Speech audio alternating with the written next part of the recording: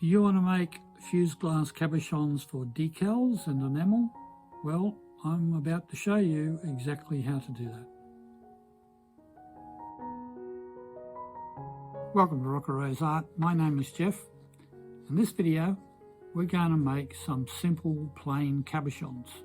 Cabochons that are suitable for applying decals and for decorating with glass enamels.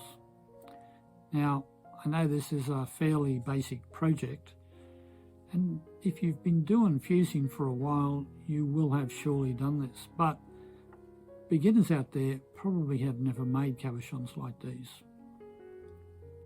At the end of this video, we should have some nice polished cabochons that we can apply some decals to or decorate with enamel. In future videos, I'll show you how to do that, how to apply the decals and to enhance them with enamel as well as applying enamel in patterns. But this video is really just about making these cabochons. If you like this video and you want to see more, please subscribe, turn on the notifications, like it, and share it with anybody that you think it can help. So let's get on with making these cabochons. Choosing your colours is really a personal preference, but you do need to consider the decals you're going to use. You need to pick colours with good contrast between them and the decal. Obviously also you don't want colours that clash, well, I suppose unless that's your style, but normally you wouldn't want colours that will clash strongly with the colours in your decal. One factor that you need to consider when picking your colours is that not all colours fuse at the same rate. Lighter colours take longer than the darker colours. You'll find that black, for example, will fuse into a nice shape much quicker than white will. And dense white is probably the hardest to get to fuse into a nice shape. So when you go to fuse your cabochons, if you're going to fuse a number together, try to fuse only those that have a very similar colour together. So the darker ones together, the lighter ones together. And if you're going to use dense white, I would actually suggest that you do dense white all on its own. We'll get on with the cutting now, but today I'm only going to do white. I'm going to use dense white and I'm going to use opal white. And the reason I'm going to use those is so that I can show you how dense white just takes a lot longer to fuse into the cabochons.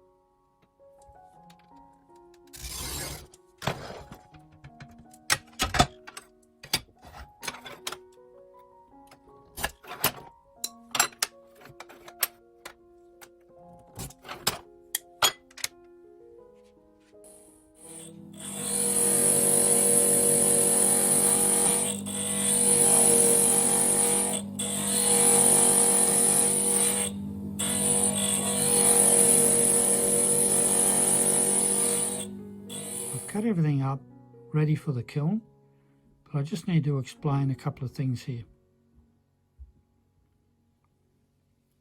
These two end pieces here will form rectangular shapes with round ends. These two here should form round cabochons, as well as the final one on the end here. The bottom row is opal white, and these have been cut exactly the same as the ones above. They're on different pieces of fibre paper because I am going to put these in two different kilns, though the schedule will be exactly the same except for the hold time at the end. The dense white will have a much longer hold time. I have cut these differently to show you what will happen when this is all fused up.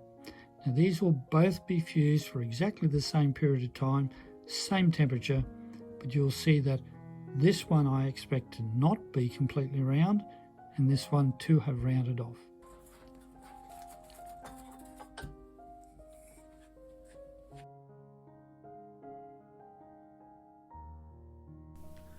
The finished cabs now will give you a good idea of how lighter colours affect the final result. The bottom row is the opal white. That was in the kiln for 30 minutes at 804 degrees C. The two rectangular ones and the small round one have formed well. The larger opal one is not quite there. At top row is the dense white. At 30 minutes that had not formed well at all, so I extended it out to 60 minutes. At 60 minutes you can see the two rectangular ones have formed well, but the small round one is still not quite there. The larger one, that was two square pieces of glass with one set at a 45-degree angle, has really not formed well at all.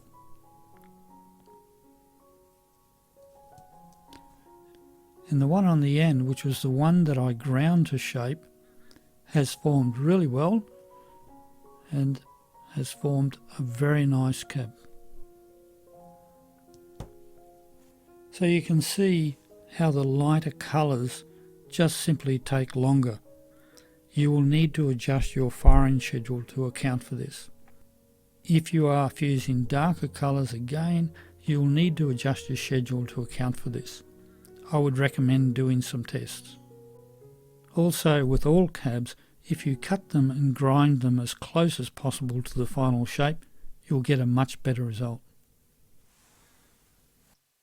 Here we have two finished cabochons. On the left is dense white, on the right is opal white. They both have sepia decals on them.